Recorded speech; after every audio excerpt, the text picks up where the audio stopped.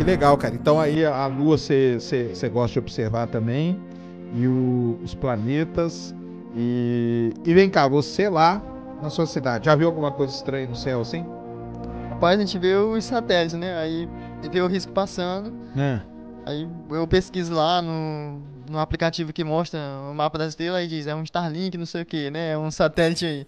Então, pra mim é só o satélite, né? Agora, legal seria ver, por exemplo, uma bola de fogo, igual o pessoal diz que vê, né? Uma coisa extraordinária assim, mas desse tipo nunca vi não, só... Nunca viu? Não, E desse tipo alguém já, assim... já relatou pra você que viu alguma coisa? Ah, relatam. É? Eles relatam que vê luz grande piscando e sumindo, né? E aí você Principalmente... explica pro pessoal o que que é. Agora, eu não sei, por exemplo, o que que é isso, né? Não sei se... Porque tem duas histórias. Ou pode ser algo que aconteceu de verdade ali, não tem explicação, ou pode ser uma ilusão, a pessoa viu outra coisa e pensou que era aquilo, né? Então, na verdade, eu nem sei. Por exemplo, tem o raio bola aí, que é aquele raio de fogo. Nunca foi explicado, né? Raio bola. Já viu Já. raio bola? Não. Não, eu já vi raio bola, cara.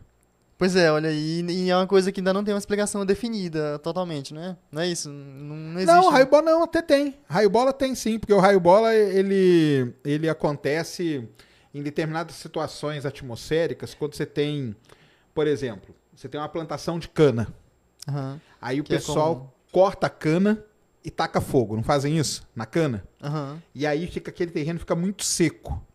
Então, dependendo da condição atmosférica, se estiver muito seco também a atmosfera, ali cria aquela energia estática e acaba gerando raio bola. Tanto que raio bola, você tem muitos e muitos relatos dele que são feitos em grandes plantações, por conta dessa situação que acontece. Ou plantação de milho, ou plantação de cana, qualquer coisa que é muito grande, que cria essa condição atmosférica, aí o raio começa a correr ali por dentro, entendeu? Legal. Então acontece. Eu já vi aqui dentro do meu prédio onde eu estudava aqui na universidade, na USP, eu estava estudando lá num sábado, o raio bola entrou dentro do prédio, porque ele entra.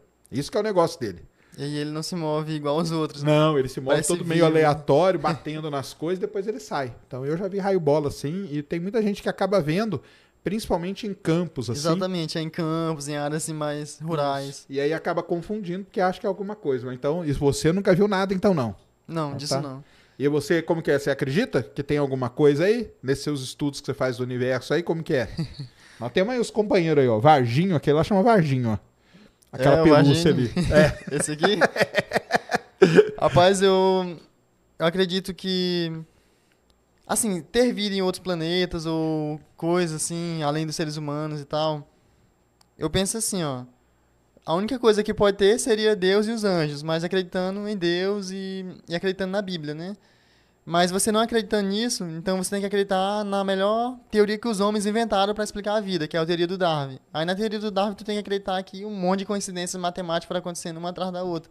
Então, a meu ver, nos dois casos você chega em um único ponto. Só a Terra tem vida, só a Terra tem condições ideais, só aconteceu aqui. Então, pra mim, não existe Boa. ET e tudo, porque é muito difícil de acontecer. Pelas duas teorias que a gente tem para explicar isso. Tanto pela Bíblia, pela religião de qualquer índio, de qualquer religião brasileira, qualquer religião, e tanto pela ciência é muito difícil ter outro lugar. Então, eu não acredito não que tem vida por aí não. Boa. Você é do meu time, então.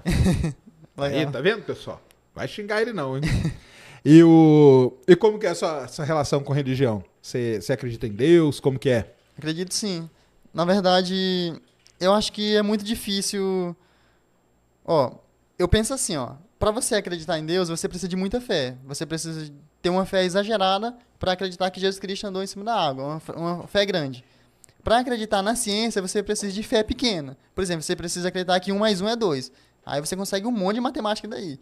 Você precisa acreditar que qualquer experimento feito no universo, em qualquer lugar, vai dar o mesmo resultado se as leis físicas forem a mesma. Aí você tendo esse pouquinho de fé, você deduz toda a física para criar esse microfone aqui. Então, qual é a diferença da ciência para a religião? É porque a ciência exige fé em pedacinhos pequenos, que são os axiomas, os postulados, as estruturas lógicas pequenininhas. E a religião não. A religião exige uma fé maior em acontecimentos maiores. Então, para mim, são só duas formas diferentes de explicar a mesma coisa, entende? Entendi. Então, Legal. o pessoal fala assim, Deus não existe, mas pra mim não faz diferença, entendeu? Pra mim, Deus existe e ele explica muita coisa. Eu acreditando nele, explica muita coisa que eu não explico usando a ciência, por exemplo, entende? Certo. E aí você não deixa uma coisa interferir na outra também, né? Exatamente. Aí tem gente que mistura, confunde. Tipo, a crença em Deus e nas coisas que ele pode ter criado não inviabilizam ou invalidam a ciência ter feito as coisas que ela fez com os avanços, né? Exatamente. E aí, você acha que as duas coisas conseguem conviver Sim. tranquilamente? Por exemplo, o microfone aqui. O homem conseguiu tirar o ferro da pedra, juntar, colocar uns cobres aqui, descobriu que a onda se propaga pelo espaço e fez o microfone funcionar. E as pessoas estão me ouvindo aí lá em Açailândia, que é a 2.000 quilômetros daqui. Então, claramente o homem dominou aqui, ele entendeu como funciona. Mas quando ele tenta descobrir o que é essa onda lá, quebrando ela um pedacinho menor, aí ela faz graça com a cara dele, porque ela se transforma em energia, às vezes transforma em matéria, e nunca foi explicado isso ao certo, né? Fica... Na verdade, a melhor explicação que a gente tem é o princípio de Heisenberg, que uma hora é uma coisa e outra hora é outra, e quanto mais ela for menos ela é outra, e é a matemática. Isso aí. Então, quando você tenta estudar de verdade, lá no limite, ainda é um mistério. Então, Entendi, qual é a explicação para isso? Aí legal. seria Deus, por exemplo, porque nós não conseguimos mais. Tem uma hora que tem que parar, entende? Você acha que no limite da ciência, então, uma coisa acaba se confundindo com a outra? Exatamente. No limite, na estrutura. Sempre, isso acontece na matemática. A matemática não é a ciência mais perfeita de todas que o homem já fez, que não tem erro e tudo, que a gente pensa assim. Mas, por exemplo, Kurt Gödel foi um matemático que se matou porque ele descobriu que algumas coisas não podem ser provadas com verdade e mentira. Por exemplo, quem veio primeiro, a galinha ou o ovo? Aí se você tentar descobrir se isso é verdade dentro disso mesmo, você nunca vai chegar no final. Então, e aí, isso é verdade ou não? Então, não tem como você mostrar que é verdade dentro dessa história aqui. Entendi. Então, mesmo a matemática sendo considerada muito boa, tem coisas nela que ela não consegue explicar. Exatamente, que você tem que acreditar simplesmente que é daquele jeito e pronto. Que apareceu daquele jeito, é isso mesmo. Então, esses pequenos mistériozinhos, assim, pra mim, não me deixam em paz, assim, não. Saquei, isso aí te incomoda. Incomoda bastante. Ah, é? Saquei. Mas aí nesse seu incômodo aí, você vai tentar buscar uma explicação científica. Exatamente. Tentar medir a coisa, né? Porque é isso que o ser humano faz, ele tenta medir. Eu tenho até uma motinha aqui, ó. Deixa eu pegar ela aqui. É só um brinquedo de criança, né? Ela é até famosa lá. E parece não ter regra nenhuma, né? Tu puxa pra trás, ela anda pra frente e uma hora ela vai parar. Parece Fricção, não ter regra. né? Isso. Só que tem uma regra matemática muito simples, por exemplo. Ó, eu vou puxar ela aqui 2 dedos e vou soltar. E ela vai andar, ó. Puxei pouco. Vamos puxar 3 aqui. Puxar 3 e vou soltar. Oxente. Tá, vamos puxar 4 aqui, já que ela não tá andando, ó. Puxar 4 e vou soltar. Aí ela vai andar 9 vezes esse tamanho aqui, ó. 9 pedacinhos desse. Uhum. Até chegar aqui. E se você fizer isso com um tamanho maior, tipo esse tamanho aqui, ela vai andar até chegar 9 vezes esse tamanho. Entendi. Então, sempre tem uma regra aqui, entende? Tem uma regra matemática ali. Tem uma regra que tá regendo tudo isso. Isso. Mas, na verdade, a gente não sabe o que é. A gente vai chamar de energia, de força, de tudo aí. Mas a gente vai só medir essa coisa, calcular ela. Conseguir quantizar ela, conseguir criar uma quantidade que a gente queira dela, mas não vai descobrir o que é de verdade, entende? Vai só descrever de uma forma matemática muito bonita. Entendi.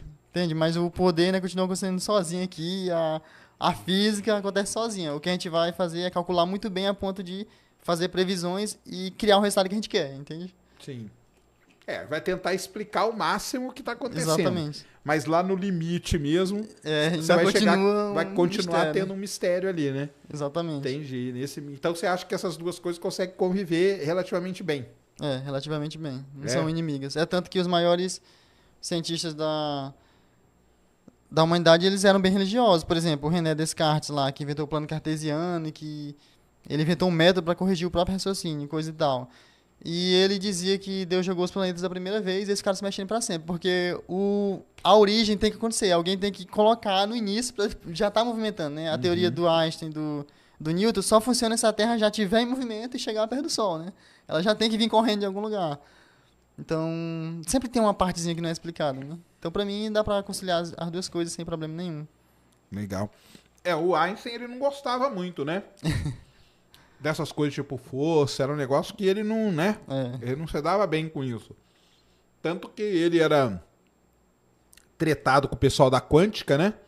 Porque ele achava que era tudo meio mágico ali, né? Ele brigava com bola demais. Ele não aceitava aquelas coisas ali, porque falava, cara, mas isso aí não tem. Por isso que ele veio com a relatividade, com uma explicação diferente da gravidade, né? Que não é força Que aí ficava, como assim força, cara? Qual é um negócio, uma mágica ali? Não, não é isso.